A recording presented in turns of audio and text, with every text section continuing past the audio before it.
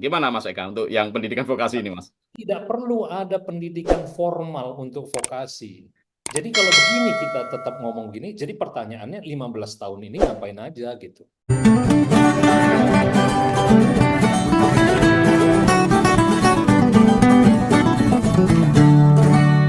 Tanya Pak Doni saja. Kita akan berbincang-bincang secara khusus dengan teman saya, Mas Eka Simanjuntak. Dia adalah ahli dalam pengembangan sumber daya manusia dan dari lembaga Willy Toysuta and Associate. Nah, sekarang ini Mas Eka, saya mau Ya. masuk ke yang pendidikan vokasi ini. Mas Eka kan sudah lama nih ya masuk di pendidikan vokasi di ringkasan eksekutifnya itu kan ada dua halaman dan itu masalahnya sama aja kayaknya ya. Masalah tenaga pendidiknya yang nggak tersertifikasi, lalu kemudian akses, lalu kemudian nggak terserap ke tenaga kerja. Kayaknya ini pemerintah itu nggak paham ya bahwa ke depan itu pendidikan vokasi it's okay seperti ini, tetapi kan ya nggak kayak gini juga ya. Artinya itu pasti akan berubah ya, ada teknologi, AI, dan lain-lain. Gimana Mas Eka untuk yang pendidikan vokasi ini Mas? Vokasi ini harus dilihat juga dalam konteks pendidikan yang lain ya, Mas Ya. Doni. Artinya nggak bisa sendiri ya. Ini ya, ini kesalahan dari cara pandang kita yang lama. Ya, dari dulu ini cara pandang ini tidak berubah ya. Tadi Mas Doni udah bilang, kan ini orang ketawa lihat ini. 15 tahun yang lalu kita ngomong begini, Ya. 10 tahun yang lalu ngomong ini, sekarang ngomong begini lagi, ya. Yang kata-kata pendidikan vokasi belum sepenuhnya selaras dengan kebutuhan industri ini kan sudah lama ngomongnya. Jadi kalau begini kita tetap ngomong gini, jadi pertanyaannya 15 tahun ini ngapain aja gitu. Kok masih kita balik lagi ke titik yang sama dong kalau begini bahasanya ya. Jadi begini, Mas Doni, Ya. kesalahan kita pada vokasi itu adalah karena kita di Indonesia itu mindsetnya vokasi dan pendidikan umum itu ya, yang non vokasi itu Hmm. substitusi. Padahal ini harusnya complementing. Oke. Jadi tidak perlu ada pendidikan formal untuk vokasi. Kenapa? Karena vokasi itu dibutuhkan oleh semua. Lulusan SD butuh vokasi, lulusan SMP butuh vokasi, lulusan SMA butuh vokasi, lulusan S1 sampai S3 itu semua butuh vokasi. Oke. Gampangnya begini gambarannya, Mas Doni. Kita ngomong kaitkan ini ke depan ya.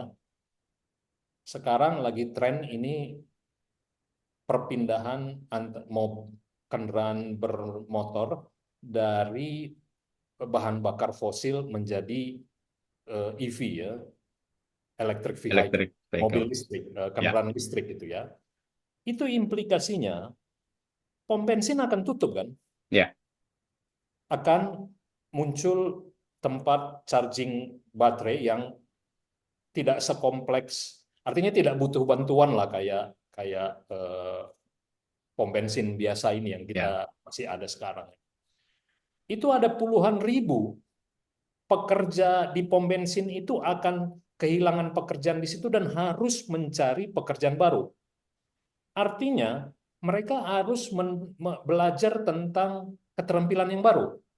Ya. Ya. Lalu mereka ini mau disuruh sekolah SMK lagi, Mas Doni, atau disuruh masuk politeknik.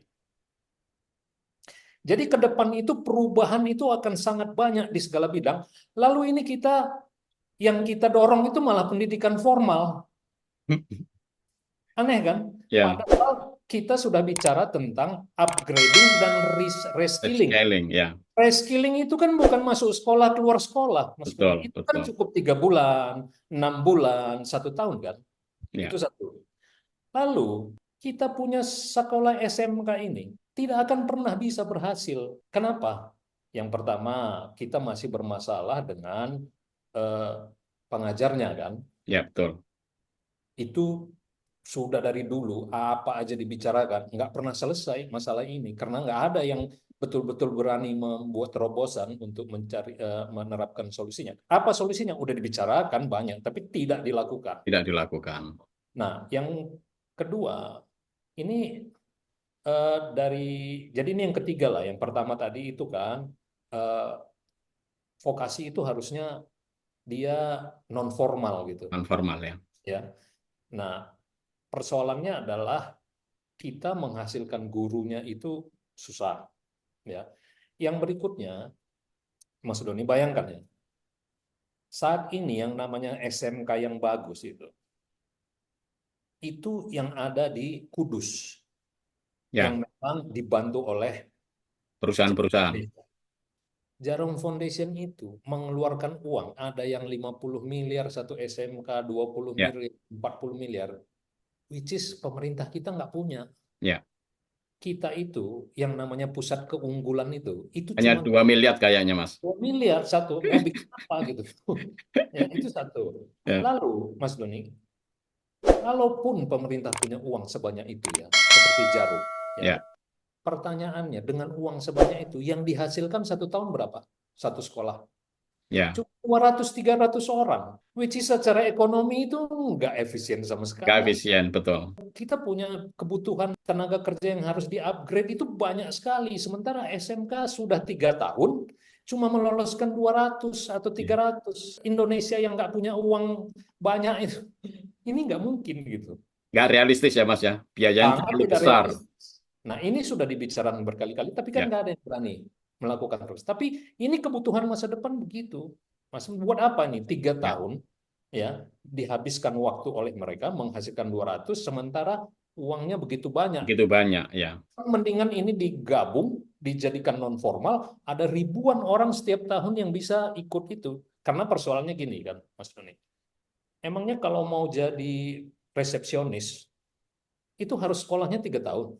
Ya, Itu 6 bulan atau let's say 1 tahun lah. Ngapain harus 3 tahun gitu? ya. 6 bulan sudah cukup itu, Mas, di kursus Cukup, pelatihan. betul.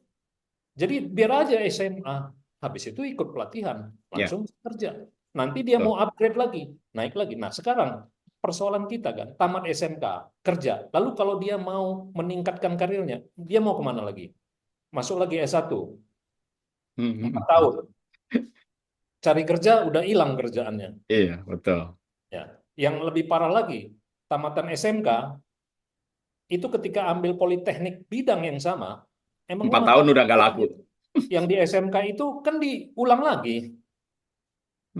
Ya, ya, ya. Ya, itu. Jadi poinnya adalah pendidikan kita ini antara yang formal, yang non formal ini itu sama sekali tidak mengadopsi, tidak mengantisipasi perubahan. Perguruan tinggi juga begitu, Mas Doni ya.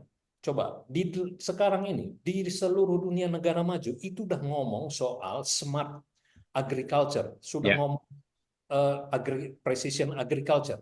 Coba lihat universitas kita yang sudah mulai ke sana itu di mana?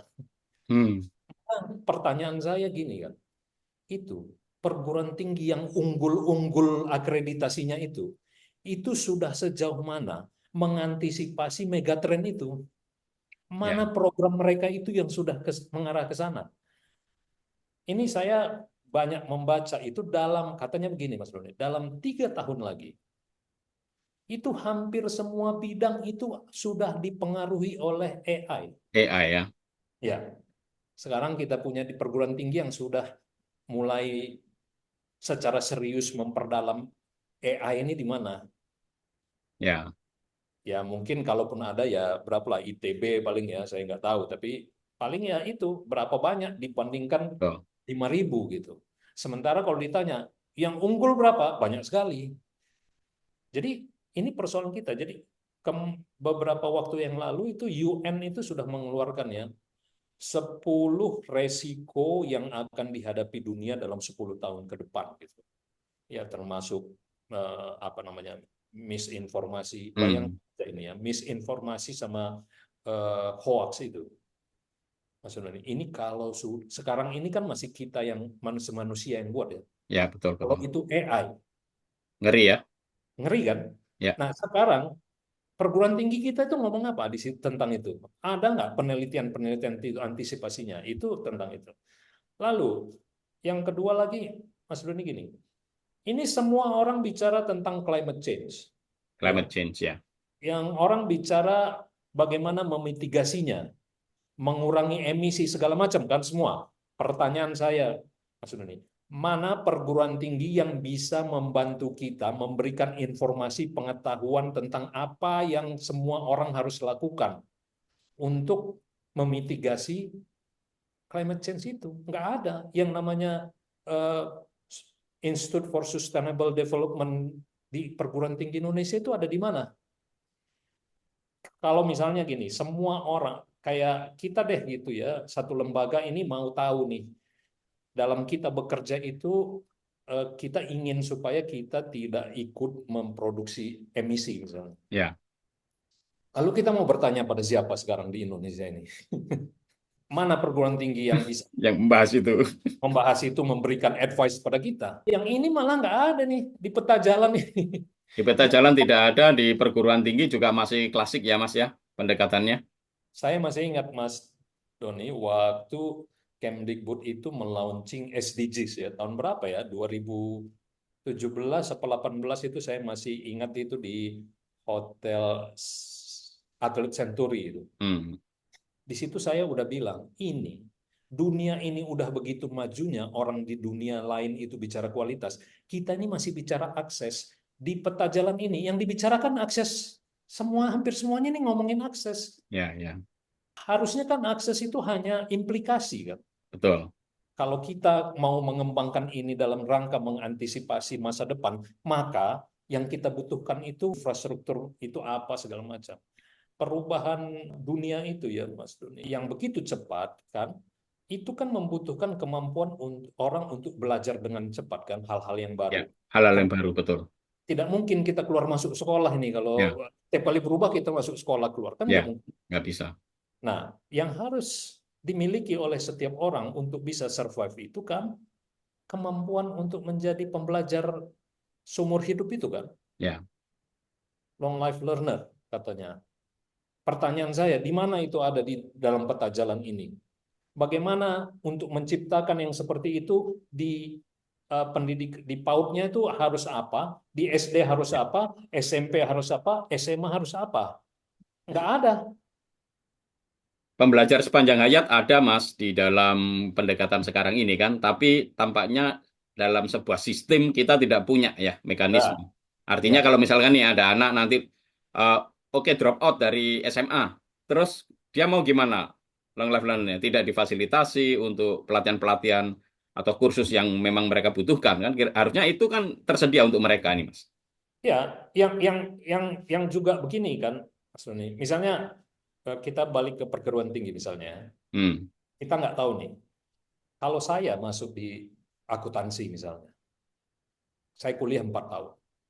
Yakin nggak 4 tahun itu pekerjaan yang ada kaitan akuntansi itu masih banyak jumlahnya?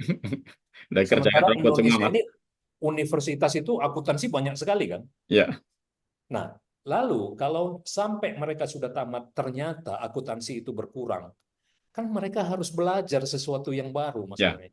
Masa mereka mau kuliah, udah nggak ada nih, kita kuliah lagi yang lain lagi gitu. Kan nggak mungkin kan? Nah, untuk bisa menghasilkan orang-orang seperti itu, lalu strateginya apa gitu? Yang Mas Doni bilang itu pembelajaran sepanjang hayat itu kan dibicarakan saja, Ya, tapi betul. secara sistem menciptakan itu apa yang dilakukan oleh kita punya pendidikan ini? Nah, yang lain lagi, Mas Doni, ini kan sekarang ini generasi alfa ya, Ya, setelah generasi Z. Generasi alfa ini dianggap sebagai generasi yang over informasi gitu. Kenapa? Karena mereka ini bangun tidur sampai tidur lagi tuh kerjanya cuma cari apa namanya dengan gadgetnya itu kan terterpa begitu banyak ya. informasi. Ini kan membutuhkan penanganan sendiri. Ini membutuhkan guru yang berbeda dengan guru yang Ya. Z, dengan guru yang sebelumnya. Kalau dulu kita ini, Mas Doni, kan memang guru itu transfer ilmu kan, transfer Ya. informasi. Yang berikutnya juga udah dianggap itu akan arah ke sana. Tapi guru kita kan belum disiapkan ke sana. Nah, tambah generasi alfa ini. Alfa Lalu ini. guru mau ngomong apa sama mereka? Mereka itu punya, kan gurunya ini masih generasi yang lama ini, yang belum seperti mereka nih mencari terpaan informasinya berbeda. Ini kan kalau cuma ngomong informasi, ya lebih banyak informasinya siswanya daripada gurunya nih. Kita nih nggak ada bicara di sini guru seperti apa. Belum lagi kita bicara untuk menciptakan guru seperti itu 3 juta ini mau diapain? Gimana caranya? Ya, ya. Nggak ada juga di sini. Jadi terkait dengan penyiapan guru di era digital, di era artificial intelligence, dan terkait dengan kehadiran generasi alpha yang memang sangat canggih ya dalam pemanfaatan gadget, itu justru malah tidak ada antisipasinya ya di peta Tidak jalan ini. ada. Jadi kalau saya nggak tahu ya, mungkin masih disembunyikan kata kali. Tapi intinya di sini pelatihan guru itu masih sama kan? Ya, Itu lagi gitu. Jadi itu yang saya bilang. Ini kan membaca peta jalan ini kalau ini ibarat lagu kan, album lagu kan kita cuma dengarkan lagu-lagu lama aja nih maksudnya. Cuma nostalgia dengan masa lalu aja isinya. tampaknya memang peta jalan ini harus banyak dikritisi. Saya sangat setuju dengan Mas Eka bahwa peta jalan ini masih sangat prematur dan kalau ini diterapkan tentu tidak akan mampu membawa Indonesia emas.